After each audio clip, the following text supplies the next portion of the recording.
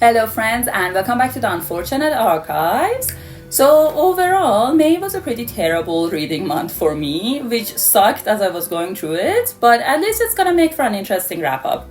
So stick around if you wanna see what books to avoid, and maybe one or two books that I actually recommend. So it's not gonna be all doom and gloom, but it's going to be mainly doom and gloom. Buckle in. The first book I read was Gilded Wolves by Roshani Chokshi. This book takes place in an alternative version of Paris in the 1800s, where there are multiple powerful families who have access to these ancient magical artifacts, many of which were stolen from other countries because, colonization. But one of our main characters, Severin, was disinherited from one of these families for essentially being mixed race. And at the beginning of the book, he gets approached by them and they ask him to find/steal one artifact for them in return for getting his inheritance back. So we follow multiple point of views of him and other members of his crew as they go about trying to solve puzzles and complete this mission. I've been wanting to read this book for years, and mainly because it gets compared to Six of Crows a lot. And sure enough, we have a group of misfits and they go about solving puzzles in a European city. And even the characters share some similarities with the Crows on the most basic levels. Like we have a dark, intense crew leader in Severin, and his love interest is this cool and collected Indian girl who moonlights as a cabaret dancer. We have a neurodivergent coded engineer girl and a half Filipino, half Spanish bisexual historian. So it sounds very promising, which is probably why I was so disappointed. This wasn't offensively bad, but there was just nothing in this book I was invested in. Like literally nothing. All the characters just felt like they had a mix of cool character traits that the author wanted them to have, but they never became cohesive people. And because they weren't developed enough individually, it was pretty much impossible to root for their relationships. And then on top of that, there was just no tension in the relationships. Six of Crow relationships were so interesting because all of them had very serious internal and external barriers that stopped them from being together. But here, they're just like, we've just decided to pine after each other instead for plot reasons. Take the main couple as an example.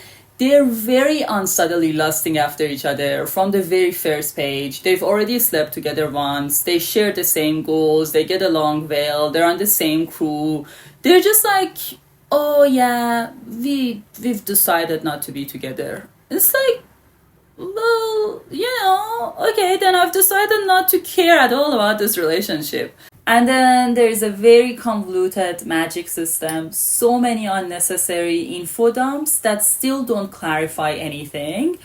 And then the villains are just some random faceless group that want to do something vague that could potentially destroy the world. And sure, the world getting destroyed is probably a bad thing, but it's just not specific or personal enough to these characters to make for a compelling story. So I just genuinely had to force myself to finish this book. There was nothing in me that wanted to keep going. I just finished it based on sheer stubbornness. I gave it 2 stars with a vengeance, and I have no desire to continue with the series. I don't recommend this. I know there are some people who like it. I just can't understand why. I guess the puzzles are cool. That's the only thing I can think of. After that, I read Bright Young Women by Jessica Knoll, mainly because I just wanted a book that felt as different as possible from Gilded Wolves. This is part thriller, part literary fiction, and it starts in the 70s when a serial killer attacks a sorority and murders multiple women. We then follow Pamela, the president of the sorority, who happens to see this man and survive. She later meets another woman, Tina, whose girlfriend was murdered by the same man, and together they set out to get justice. So this book has a dual timeline. One timeline is following these 2 women, and another timeline is actually following Tina's girlfriend, so we know that that's gonna end with her getting murdered. This book was a very clear critique of society's obsession with serial killers And in particular, the way that they're often glamorized as these masterminds, when in reality, they were just losers with an inferiority complex. I practice saying that word. And I think that's a very important and valid topic. It just felt like the entire book was written to give that commentary, and that's not really my favorite type of fiction. I would prefer to read nonfiction if I'm just looking for unsubtle commentary on a certain topic. So I thought it was an important book, I just didn't enjoy it. And then I also am genuinely just not interested in serial killers or true crime. So I think if you are interested in those things, you might enjoy this more. I still gave it 3.5 stars because I think I'm happy that this book exists. I just don't personally enjoy it. After not liking the last 2 books, I was in a pretty crappy mood, and I tend to want to read romance when I feel that way, so I picked up 7 Days in June by Tia Williams, which I perceive to be one of the most highly praised romance books out there. In this book, we follow Eva, who is a divorced single mom and a best-selling erotica writer, who bumps into Shane, a reclusive literary darling. However, it turns out that they actually knew each other as traumatized teenagers when they spent a very intense week together falling in love before they were separated. And all these years since, they've been writing to each other in their respective novels. However, does that mean that things are gonna work out for them now? We don't know. We don't know, but we wanna know.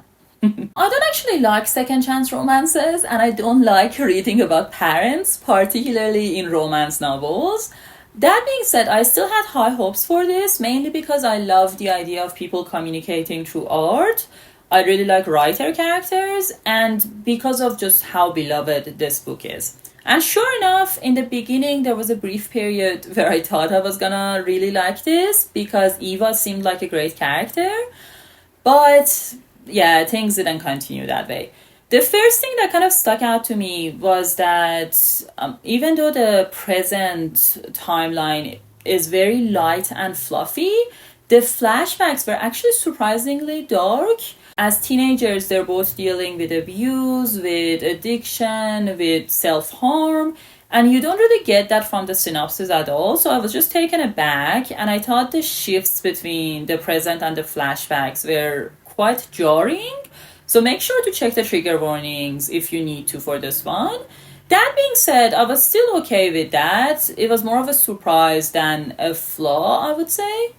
But where it went really downhill for me was when I realized how obsessed these 2 characters are with each other, and how there seems to be really nothing stopping them from being together. By the 60% mark, they've already said I love you, he's already met her kid, they've already slept together. At that point, I was just like, why would I want to continue reading this? Like, what's interesting about this? And I guess some people do like just reading about like happy couples, but that's not me. I'm just interested in the will they, won't they, tension, slow burn when they're actually like together essentially and they're having a great time. I'm just not interested at all.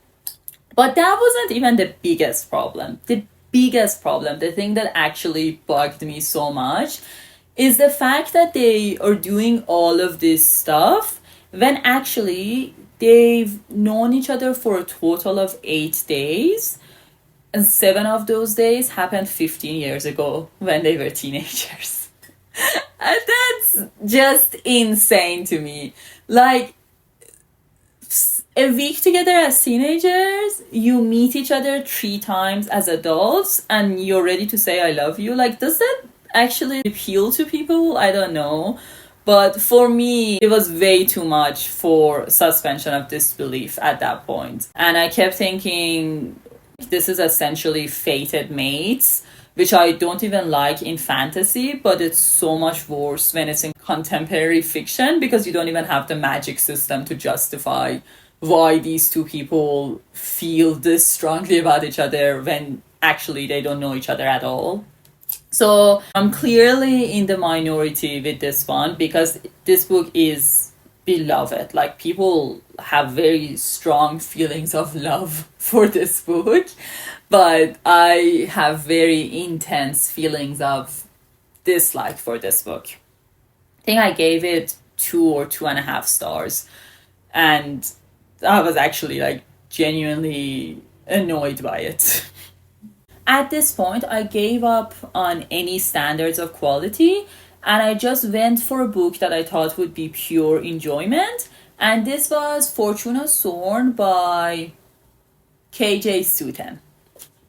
So in this book, we follow a girl who is literally named Fortuna Sworn, which is the most romantic protagonist name to ever exist. She's the last of this mysterious species of magical creatures, and we find out pretty quickly what species that is, but I don't want to spoil it. I can just tell you that it's kind of cool.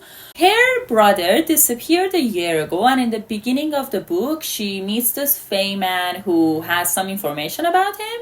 So she makes a pretty insane deal with him, and they end up going to the Fey realm together, where she has to face multiple violent trials in order to save her brother. The quality of this book was very varied. There were entire bits where I considered it a 1-star read, and then there were bits where it was almost a 3-star read, and it got better towards the end. I don't have a lot to say about this book because overall it was just your typical super special female main character trying to save a sibling while collecting multiple love interests of varying degrees of creepiness along the way. Surprisingly, Fortuna was actually an alright character. Like, she was lusting after every other man that she saw, but it didn't make her as stupid or blind than it seemed like it would in the beginning of the book. So I just found it amusing. You have to respect the lust at that point, you know? In contrast to her though, the main love interest in the book was so annoying. I was just rolling my eyes every time he opened his mouth, to the point where my eyes hurt when I was reading this. The plot was actually kind of similar-ish to ACOTAR, but it didn't have the same enjoyable trashiness of a series like ACOTAR, you know? It was fine. I ended up averaging the quality and gave it 2 stars. I feel like that was very fair, and I'm not gonna continue with this series. I don't think anything about this stands out. Even putting quality aside, even just in terms of enjoyment, it's just not worth the time. After this, I read The Contortionist by Catherine Ann Kingsley, and I read it for my Vampire Diaries video because the love interest was meant to give off strong Damon Salvatore vibes. So in this book, we follow Cora, who's lived near this abandoned fair for all of her life. But one day as she's driving to work, she sees that this fair seems to have been renovated and is fully functioning overnight. She ends up going that night with her friends, but things get very creepy very soon, especially when she meets Simon, the puppeteer of the fair, who offers her a deal. Her soul in exchange for him taking away all the pain from her chronic illness. I didn't really have high hopes for this book, and I wasn't really in the mood for a book like this anyway. I just read it for the video, but it still managed to disappoint me.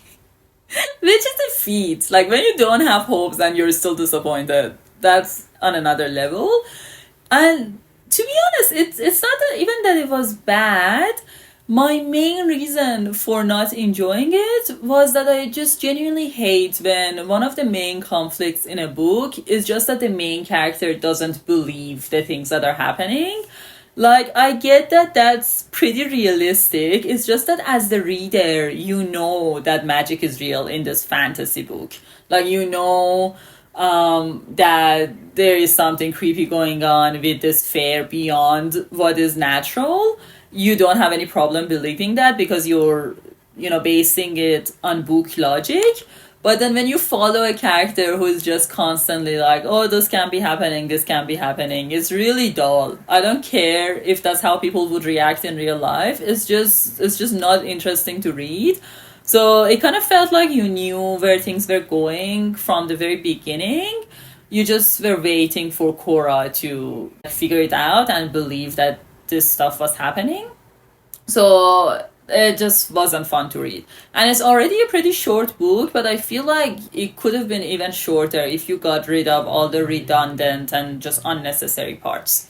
Then on top of that, Simon, the Damon Salvatore character, could have been interesting, and I kind of saw where people were seeing the Damon vibes, but he just ended up being more creepy than anything else. There was one scene in this book that I genuinely enjoyed, and it was when Cora saw this attractive dude and she literally approached him being like, "Hey there, tall and sexy." Which I found that hilarious. Like, I think that's how I'm gonna approach anyone I'm interested in from this point forward in my life. I feel like it has 100% success rate. I don't know about you.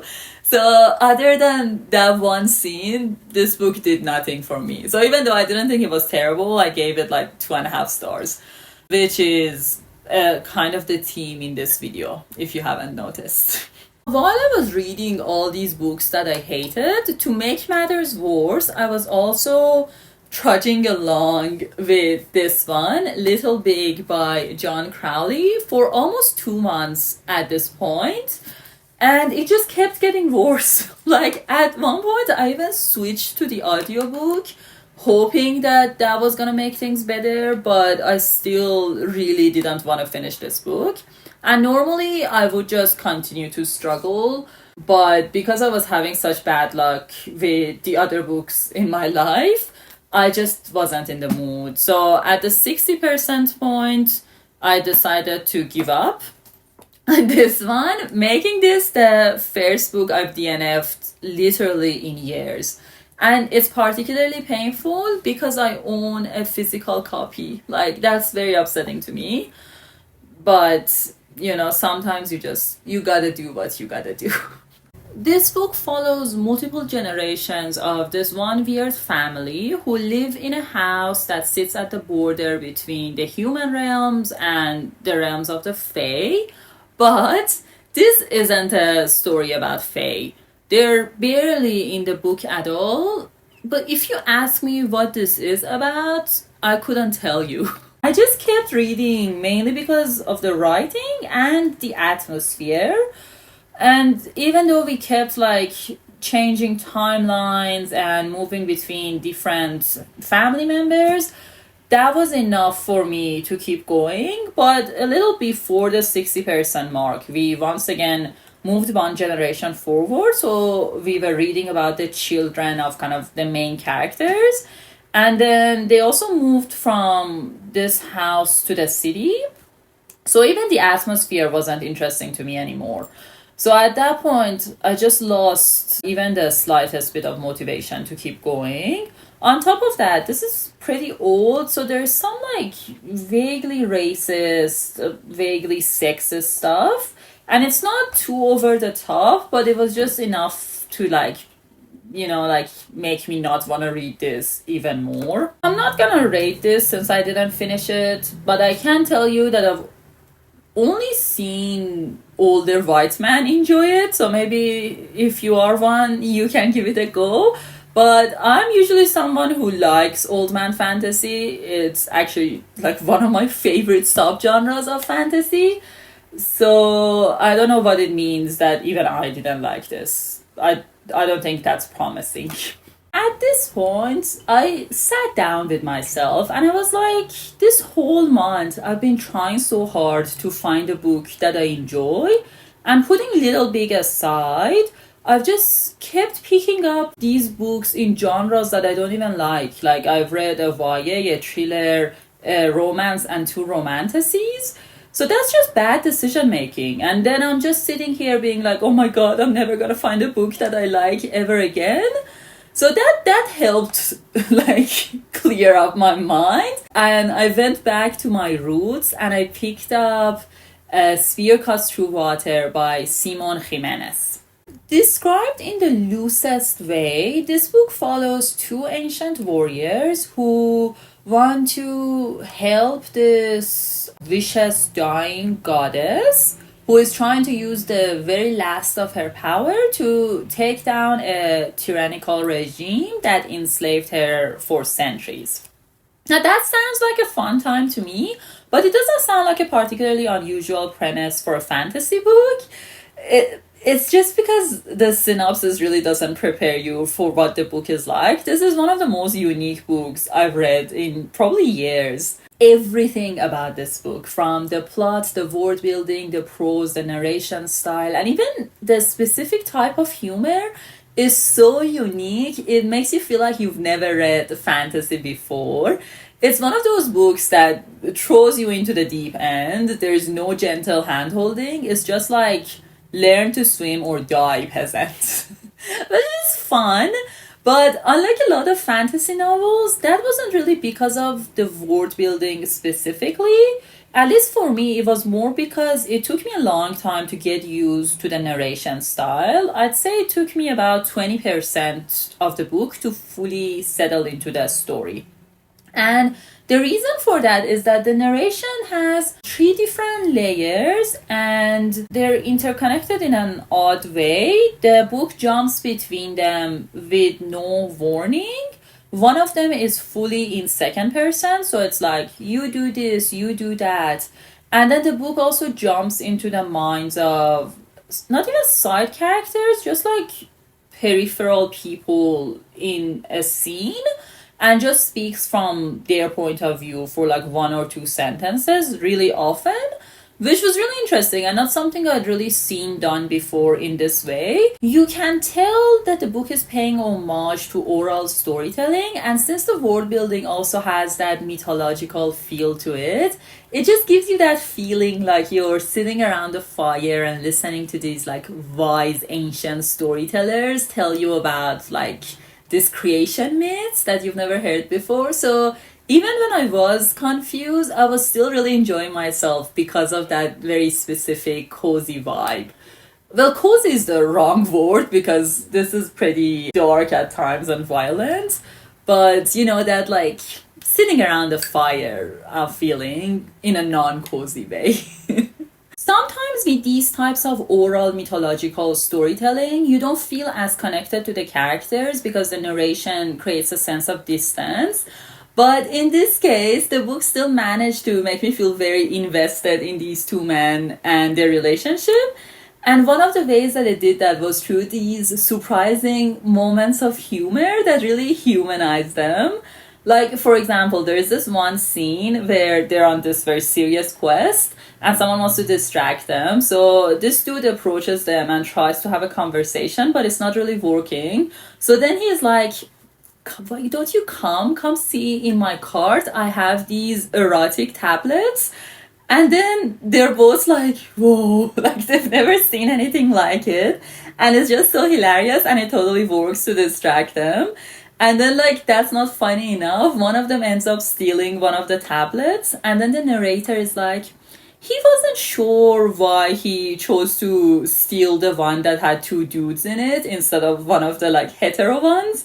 And as the reader, I was just like, my sweet little queer baby. It really helped to make these characters still feel like real people, despite all the extra things that the book was doing. So I really enjoyed it. It wasn't a book that I wanted to sit and finish in one sitting because it was more slow-paced and quite strange at times. But I really enjoyed just reading it in chunks and taking everything in. So obviously it was a 5-star read for me. I think it's one of my favorite books now. I wouldn't necessarily recommend it to everyone, but I'd say if you read a lot of fantasy, there's a good chance you'll enjoy it just because of the way that it subverts a lot of tropes and does all this unexpected stuff. That being said, even if you're not into fantasy and you're super intrigued by it, you can always try it. It's just not the most approachable starting point. At this point, I was just so relieved to finally read something that I enjoyed again. Yay me. Finally, I also listened to As Long as the Lemon Trees Grow by Zulfa Katu. In this book, we follow Salama, who was a pharmacy student when the Syrian revolution started. Now she's essentially had to learn to be a full medic in the hospital. She's lost all of her family other than her very pregnant sister-in-law, Layla. When we meet Salama, she's kind of in a crossroads as she's trying to decide whether she wants to try and leave Syria as a refugee and hopefully save her own life and Layla's life, or whether she wants to stay and continue helping in the hospital where she's very much needed. It was interesting reading historical fiction that was about such recent and ongoing events. Like compared to reading about World War One, there was a layer of intensity and painfulness to reading this that was quite different. And as a work of fiction, there are aspects of it that I could criticize, like the characters are a bit inconsistent or the writing isn't the most subtle. But I don't really think it's about those things. Like when you read it and you keep in mind that thousands of people were and are still being killed in Syria for kind of the exact events that this book is describing, it becomes a lot more an exercise in humanity, I would say, than an exercise in reading fiction. So I didn't really feel like I could experience it the same way as any other book. And I think that's a good thing. I mean, we all have topics that we tend to avoid in fiction, and I think kind of very recent and painful tragic events tend to be one of those topics for a lot of people. And of course, it's always up to you whether you want to read it or not, but I do think it's important to just think about whether avoiding these stories actually impacts how much empathy you can have for people in real life who experience them. Like I personally usually avoid reading about religious characters when I can, unless they're made up religions. And this book follows an all Muslim cast. And I wouldn't say it's the focus of the story, but it's definitely an important aspect of it. But I was still very happy that I read this book. So, do with that information as you will. I gave it 4 stars, but again, I don't think this is one of those books that you read for the star rating or like the fictional aspect of it. I think you probably want to read this for the content. There you have it, friends. I sincerely hope May was a better reading month for you than it was for me. If you like, let me know what the last book you read was and whether you liked it or not, because I'm nosy and I would like to know. Other than that, you're watching this in June, so happy Pride, happy reading, and I'll see you real soon. Bye-bye. Same crew, they sing, they share, like, they sing. Users with an inferiority complex. Do you know the desire to use more complex words than your pronunciation can handle in a second language? Do you get that desire? Because I get it. It's hard. Inferiority.